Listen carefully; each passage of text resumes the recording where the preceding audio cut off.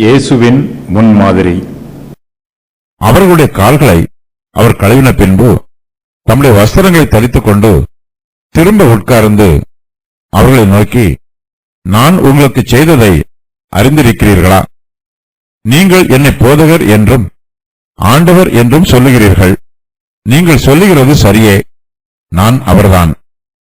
ஆண்டவரும் போதகருமாகிய நானே உங்கள் கால்களை கழுவினதுண்டானால் நீங்களும் ஒருவருடைய கால்களை ஒருவர் கழுவக் கடவீர்கள். நான் உங்களுக்கு செய்தது போல நீங்களும் செய்யும்படி உங்களுக்கு மாதிரியை காண்பித்தேன். மெய்யாகவே மெய்யாகவே நான் உங்களுக்கு சொல்லுகிறேன், ஊழியக்காரன் தன் எஜமானிலும் பெரியவன் அல்ல, அனுப்பப்பட்டவன் தன்னை அனுப்பினவரிலும் பெரியவன் அல்ல. நீங்கள் இவைகளை அறிந்திருக்கிறபடியினால் இவைகளை செய்வீர்களானால் பாக்கியவான்களாய் இருப்பீர்கள். உங்களுக்கு செய்ததை அறிந்திருக்கிறீர்களா? அவர்களுடைய கால்களை அவர் கழுவின பின்பு தம்முடைய வஸ்திரங்களை தரித்துக் கொண்டு திரும்ப உட்கார்ந்து அவர்களை நோக்கி, நான் உங்களுக்கு செய்ததை அறிந்திருக்கிறீர்களா? இயேசு கிறிஸ்து தம்முடைய சீஷர்களின் கால்களை கழுவுவது நமக்கு ஒரு முன்மாதிரியாக நியமிக்கப்பட்டிருக்கிறது. தாம் சீஷர்களின் கால்களை கழுவும் போது அதற்கான காரணத்தையும் இயேசு கிறிஸ்து அவர்களிடத்தில் விளக்கி கூறுகிறார். அவர்களுடைய கால்களை அவர் கழுவின பின்பு அவர்களை நோக்கி, நான் உங்களுக்கு செய்ததை அறிந்திருக்கிறீர்களா என்று கேட்கிறார். அவர்களுடைய கால்களை கழுவி முடிக்கும் வரையிலும் இயேசு கிறிஸ்து அதன் விளக்கத்தை அவர்களுக்கு எடுத்துச் சொல்லவில்லை. தம்முடைய செய்கைக்கு அவர்கள் மனப்பூர்வமாக கீழ்ப்படுகிறார்களா என்பதை மாத்திரமே இயேசு கிறிஸ்து சோதித்து பார்க்கிறார். இயேசு கிறிஸ்துவின் சித்தத்திற்கு சரியான காரணம் தெரியவில்லை என்றாலும் அதன் காரணத்தை விவாதம் பண்ணி கொண்டிருக்காமல் அவருடைய சித்தத்திற்கு ஆரம்பத்திலேயே மனப்பூர்வமாக கீழ்ப்படிய வேண்டும். இயேசு கிறிஸ்துவின் வார்த்தைக்கும் சித்தத்திற்கும் நாம் கீழ்ப்படியும் போது அதன் ரகசியங்களை வேளை வரும்போது அவர் நமக்கு விவரித்து கூறுவார்.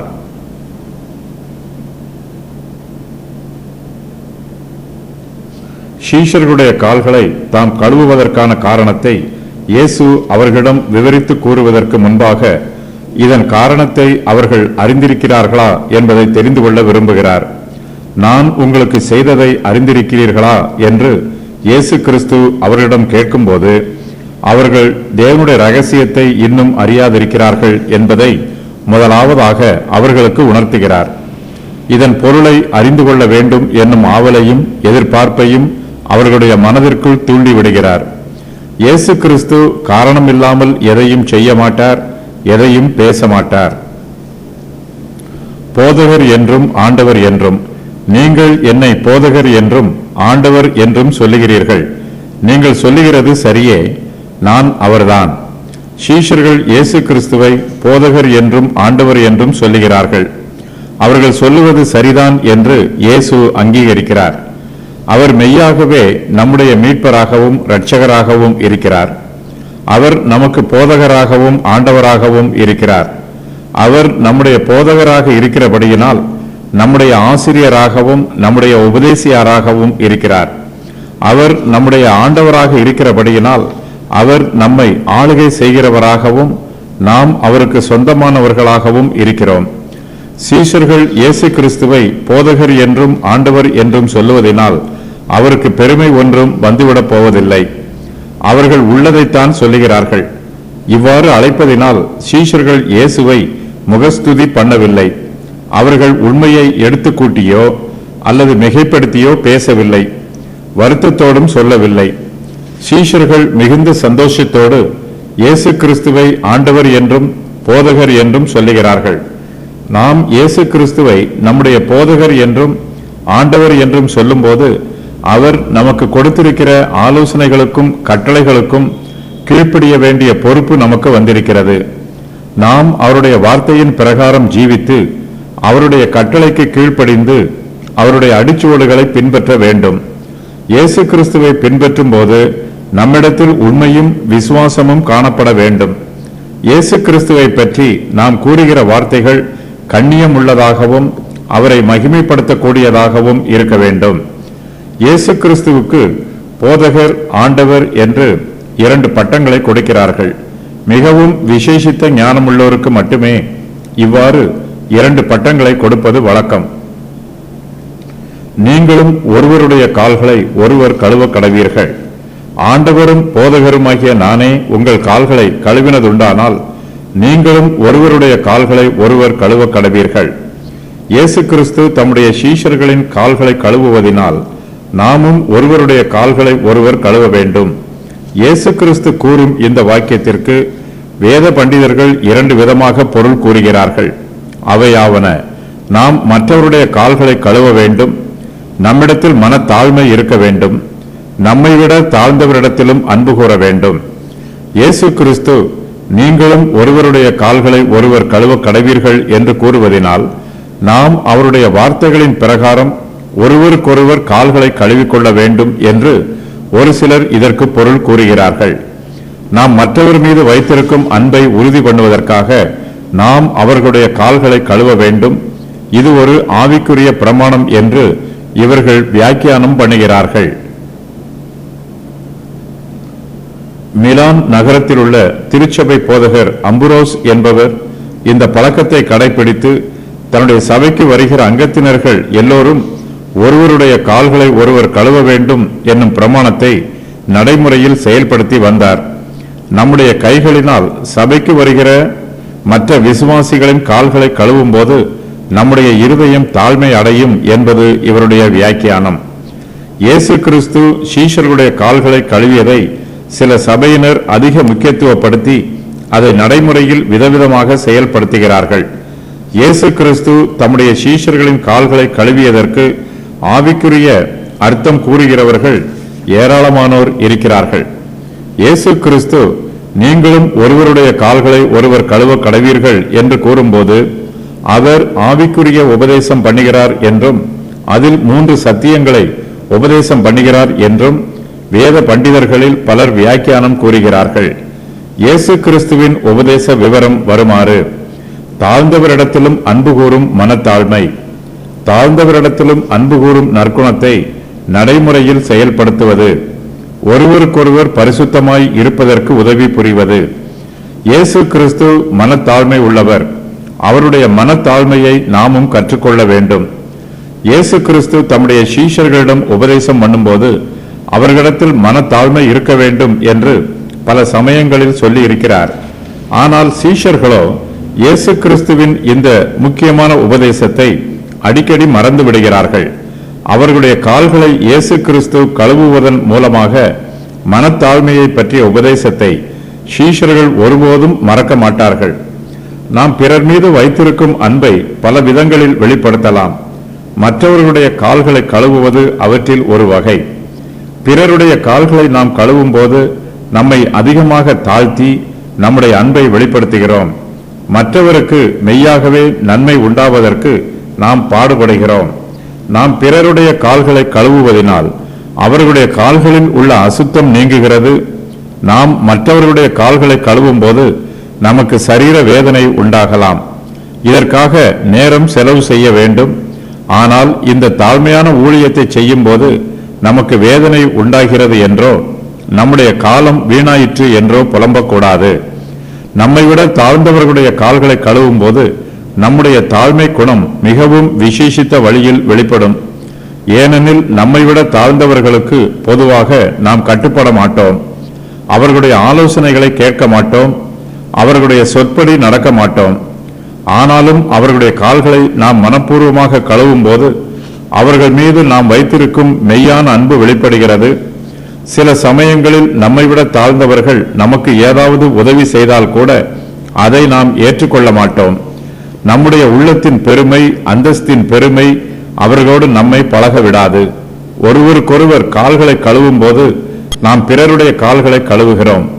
அவர்கள் நம்முடைய கால்களை கழுவுகிறார்கள். நம்முடைய கால்களை அவர்கள் கழுவுவதற்கு நாம் அனுமதி கொடுக்கிறோம். விசுவாசிகளாகிய நாம் மிகுந்த அன்போடு பிறருக்கு உதவி புரிய வேண்டும். அதே வேளையில் பிறர் நமக்கு செய்கிற உதவிகளையும் மனப்பூர்வமாக ஏற்றுக்கொள்ளவும் வேண்டும். நாம் பிறருடைய கால்களை கழுவும் போது அவர்கள் சுத்தமடைவதற்கு உதவி செய்கிறோம். ஒருவருக்கொருவர் கால்களை கழுவிக்கொள்ளும் போது ஒருவருக்கொருவர் சுத்தமடைவதற்கு நாம் உதவியாய் இருக்கிறோம். ஆகையினால்தான் இயேசு கிறிஸ்து நீங்களும் ஒருவருடைய கால்களை ஒருவர் கழுவ கடவீர்கள் என்று கூறுகிறார். பாவத்தின் அசுத்தத்திலிருந்து நாம் ஒருவரை ஒருவர் கழுவிக்கொள்ள வேண்டும்.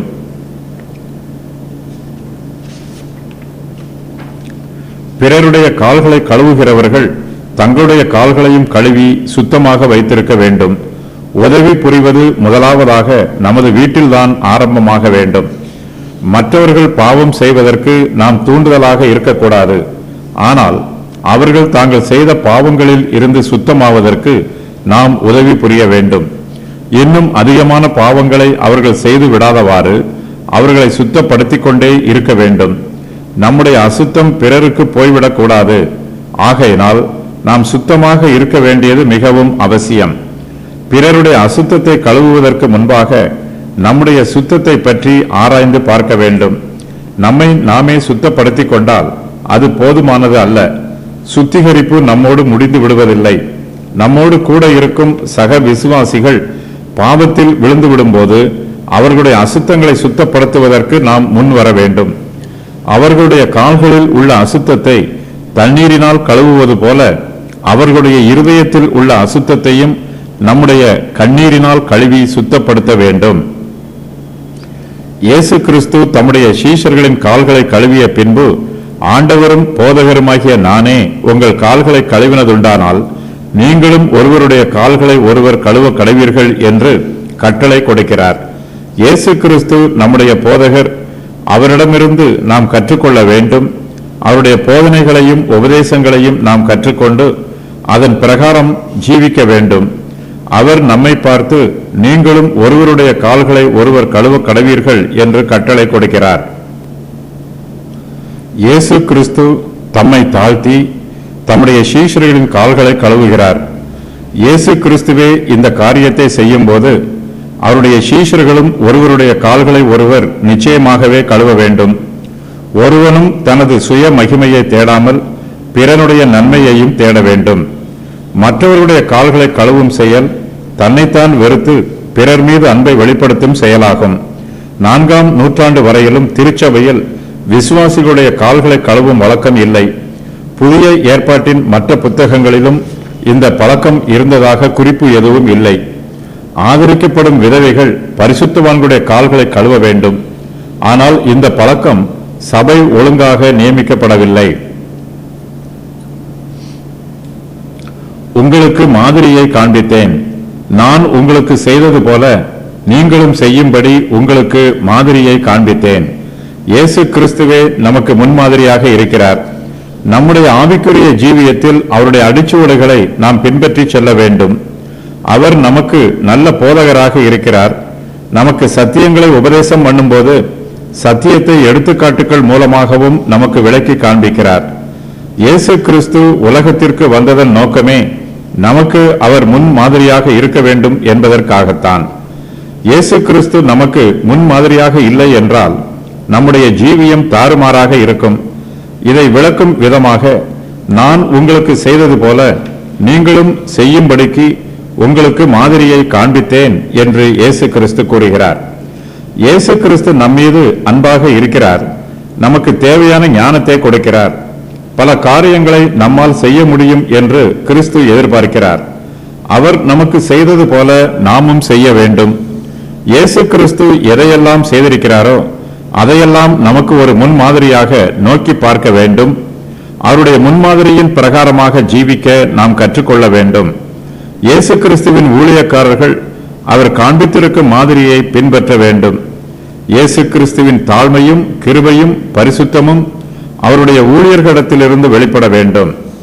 இயேசு கிறிஸ்து அப்போஸ்தலர் பவுலை பல இடங்களுக்கு ஊழியம் செய்வதற்காக அனுப்பினார். அவர் பலவிதமான ஜனங்கள் மத்தியில் இயேசு கிறிஸ்துவின் மாதிரியை பின்பற்றி ஊழியம் செய்யும் போது, நான் எல்லோருக்கும் எல்லாம் ஆனேன் என்று கூறுகிறார். இயேசு கிறிஸ்துவின் முன்மாதிரியை பின்பற்றி ஜீவிக்கிறவர்களாகிய நாமும் எல்லோருக்கும் எல்லாமுமாக இருக்க வேண்டும். இயேசு கிறிஸ்து சீஷர்களின் அசுத்தமான கால்களை கழுவுவது போல நாமும் பாவிகளுடைய கரை படிந்துள்ள ஆத்துமாக்களை கழுவ வேண்டும். சீஷர்களின் கால்களை கழுவுவதற்காக இயேசு கிறிஸ்து அவர்களிடத்தில் இருந்து ஊதியம் எதையும் பெற்றுக்கொள்ளவில்லை. அவர்கள் மீது இயேசு கிறிஸ்து வைத்திருக்கிற அன்பு மாறாத அன்பு. அவர்கள் இயேசு கிறிஸ்துவை விட தாழ்ந்தவர்களாக இருந்தாலும் அவர்களை தம்முடைய சிநேகிதராகவும் சகோதரராகவும் காண்கிறார். கிறிஸ்துவின் பிள்ளைகளாகிய நம்மிடத்திலும் கிறிஸ்துவின் அன்பு வெளிப்பட வேண்டும். நம்மை விட தாழ்ந்தவர்களிடத்திலும் அன்பு கூற நாம் ஆயத்தமாக இருக்க வேண்டும். நம்முடைய அன்பு மாயமற்றதாகவும் மாயம் இல்லாததாகவும் இருப்பது மிகவும் அவசியம். எஜமானிலும் பெரியவன் அல்ல, மெய்யாகவே மெய்யாகவே நான் உங்களுக்கு சொல்லுகிறேன், ஊழியக்காரன் தன் எஜமானிலும் பெரியவன் அல்ல, அனுப்பப்பட்டவன் தன்னை அனுப்பினவரிலும் பெரியவன் அல்ல.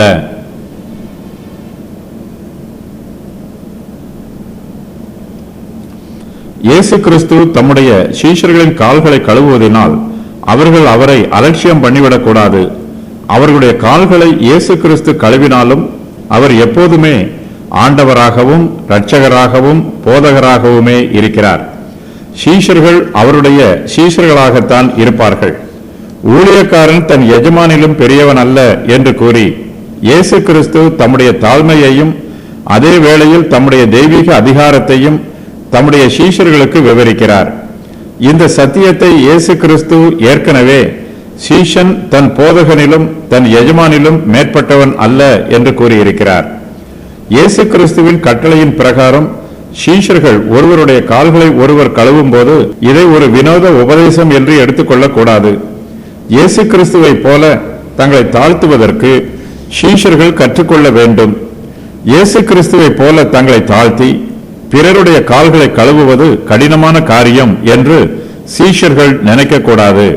ஆகையினால்தான் இயேசு கிறிஸ்து அவர்களுக்கு ஒரு மாதிரியை இங்கு வைக்கிறார். சீஷர்கள் இயேசு கிறிஸ்துவை விட தாழ்ந்தவர்கள். ஆனாலும் அவர்களிடத்திலும் இயேசு கிறிஸ்து அன்பு கூர்ந்து அவர்களுடைய கால்களை கழுவுகிறார். இதனால் இயேசு கிறிஸ்துவின் தாழ்மையுள்ள அன்பு மாத்திரமே வெளிப்படுமே அல்லாமல் அவர் ஒருபோதும் தாழ்ந்துவிடப் போவதில்லை. அவர் ஆண்டவராகவும் எஜமானராகவுமே இருப்பார். சீஷர்களும் பிறருடைய கால்களை கழுவும் போது இது தங்களுடைய அந்தஸ்துக்கு இழுக்கான செய்கை என்று சிந்திக்க கூடாது. இவர்கள் இயேசு கிறிஸ்துவை விட பெரியவர்கள் அல்ல. ஊழியக்காரன் தன் எஜமானிலும் பெரியவன் அல்ல. இயேசு கிறிஸ்து அவர்களுடைய கால்களை கழுவினாலும் அவர்கள் இன்னும் அவருடைய ஊழியக்காரர்களாகவே இருக்கிறார்கள். இயேசு அவருடைய கால்களை கழுவுவதனால் அவர்கள் இயேசு கிறிஸ்துவை விட பெரியவர்கள் ஆகிவிடுவதில்லை. நாம் கர்த்தருக்காக ஊழியம் செய்யும் போது நம்முடைய ஊழியம் ஆசீர்வதிக்கப்பட்டால் உடனே நம்மை பெருமைப்படுத்தி நாம் கர்த்தரை விட பெரியவர்கள் என்று நினைத்துவிடக் கூடாது. நாம் ஒருபோதும் நம்முடைய எஜமானராகிய இயேசு கிறிஸ்துவிலும் பெரியவர்கள் அல்ல. இயேசு கிறிஸ்து தம்முடைய சீஷர்களின் கால்களை கழுவுவதனால் அவர் தம்மை தாமே தாழ்த்துகிறார். இது சாதாரண தாழ்மை அல்ல, கண்ணியமும் மகிமையும் நிறைந்த தாழ்மை. நாம் பல சமயங்களில் நம்முடைய தகுதிக்கு குறைந்த காரியங்களை செய்ய முன்வர மாட்டோம். ஆனால் இயேசு கிறிஸ்துவோ தாம் எஜமானராக இருந்தாலும் தம்முடைய ஊழியக்காரரின் கால்களை கழுவி தம்மையே தாழ்த்துகிறார். இயேசு கிறிஸ்து செய்வது அவருடைய தகுதிக்கு குறைந்த செயல் அல்ல. இது மெய்யாகவே அவருடைய அன்பை வெளிப்படுத்துகிற செயல் மாத்திரமே ஆகும். நம்முடைய ஆண்டவராகிய இயேசு கிறிஸ்துவே தம்மை தாழ்த்தி தம்மை விட தாழ்ந்தவர்களுக்கு ஊழியம் செய்யும் போது அவருடைய பிள்ளைகளாகிய நாமும் நம்முடைய இருதயத்தில் பெருமை இல்லாமல் நம்மை விட தாழ்ந்தவர்களுக்கும் கிறிஸ்துவின் தெய்வீக அன்பை வெளிப்படுத்தி ஊழியம் செய்ய வேண்டும்.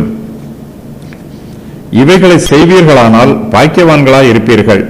நீங்கள் இவைகளை அறிந்திருக்கிறபடியினால் இவைகளை செய்வீர்களானால் பாக்கியவான்களாய் இருப்பீர்கள்.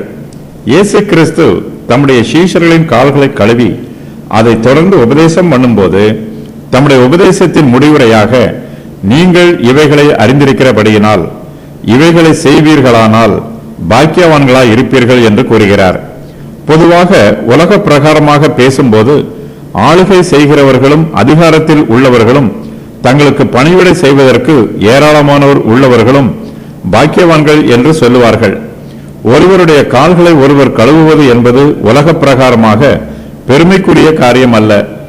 இதை செய்வதனால் யாரும் பெருமைப்படவும் முடியாது. ஆனால் இயேசு கிறிஸ்துவோ இவைகளை செய்வீர்களானால் பாக்கியவான்களாய் இருப்பீர்கள் என்று கூறுகிறார். தம்முடைய சீஷர்களுக்கு இயேசு கிறிஸ்து தாழ்மையை பற்றி அற்புதமாக உபதேசம் பண்ணுகிறார். தாமே அதற்கு முன்மாதிரியாக இருந்து அவர்களுடைய கால்களை கழுவி தம்முடைய உபதேசத்தை அவர்களுக்கு விளங்க பண்ணுகிறார். சீஷர்களுக்கு சந்தோஷம் வேண்டும். அந்த சந்தோஷம் பூரணமாக இருக்க வேண்டும். இயேசு கிறிஸ்துவின் வார்த்தைகளை கேட்டு அதை அறிந்து கொண்டு அவைகளின்படி செய்தால் மாத்திரமே நமக்கு பூரண சந்தோஷம் உண்டாகும். வேத வசனத்தை தெரிந்திருந்தால் மாத்திரம் போதாது, வசனத்தின்படி கீழ்ப்படிந்து ஜீவிக்க வேண்டும். இயேசு கிறிஸ்து சொன்ன பிரகாரம் நாம் செய்தால் மாத்திரமே பாக்கியவான்களாய் இருப்போம். இயேசு கிறிஸ்துவின் எல்லா உபதேசங்களுக்குமே இதுவே அடிப்படை சத்தியம். அவருடைய உபதேசத்தை நாம் கேட்க வேண்டும். அத்துடன் நாம் அதன் பிரகாரம் கீழ்ப்படிந்து ஜீவிக்க வேண்டும். நம்முடைய கடமை என்ன என்பதை அறிந்திருப்பது மிகவும் அவசியம். நம்முடைய கடமையை அறிந்திருந்து நம்முடைய கடமையை நிறைவேற்றாமல் போனோமானால் நமக்கு சந்தோஷமோ ஆசீர்வாதமோ கிடைக்காது. ஒருவன் நன்மை செய்ய அறிந்தவனாய் இருந்தும் அதை செய்யாமற் போனால் அது அவனுக்கு பாவமாய் இருக்கும் என்று யாக்கோபு எழுதுகிறார். இயேசு கிறிஸ்துவின் உபதேசத்தை அறிந்திருந்து அதன் பிரகாரம் செய்யும் போதுதான் இயேசு கிறிஸ்துவின் ராஜ்யம் ஸ்தாபிக்கப்படும். அப்போதுதான் நாம் புத்தியுள்ள வீடு கட்டுகிறவர்களைப் போல இருப்போம். இயேசு கிறிஸ்துவின் எல்லா உபதேசங்களையும் நாம் கேட்க வேண்டும். அவருடைய எல்லா கட்டளைகளுக்கும் நாம் கீழ்ப்படிய வேண்டும். கிறிஸ்துவின் கட்டளைகளில் மனத்தாழ்மையை பற்றிய கட்டளையே மிகவும் பிரதானமானது. நம்மை நாமே தாழ்த்த வேண்டும். இயேசு கிறிஸ்து நம்மை ரட்சிப்பதற்காக தம்மை மரண பரியந்தம் தாழ்த்தினார். நம்மை தாழ்த்துவதை விட பெரிதான ஊழியம் வேறொன்றும் இல்லை. ஒரு சிலர் இருதயத்தில் பெருமையோடு இருப்பார்கள். பிறர் மீது பொறாமைப்படுவது, பிறரை வஞ்சிப்பது ஆகியவை போல இருதயத்தில் பெருமையோடு இருப்பதும் பாவமான செயல்தான். சீஷர்கள் மனத்தாழ்மைக்கு முக்கியத்துவம் கொடுக்கவில்லை. ஆகையினால் இயேசு கிறிஸ்து அவர்களுக்கு இது சம்பந்தமான உபதேசத்தை எடுத்துக்காட்டோடு உபதேசிக்க வேண்டியதாயிற்று. மற்றவர்கள் நம்முடைய கால்களை கழுவும் போது நமக்கு சந்தோஷமாக இருக்கும். இது நல்ல உபதேசம் என்று நாம் ஏற்றுக்கொள்வோம். நாமும் மற்றவர்களுடைய கால்களை கழுவ வேண்டும். அப்போதுதான் நம்முடைய மன தாழ்மையும் நம்மை விட தாழ்மையானவர்களிடத்தில் நாம் அன்பு கூறும் சுபாவமும் வெளிப்படும்.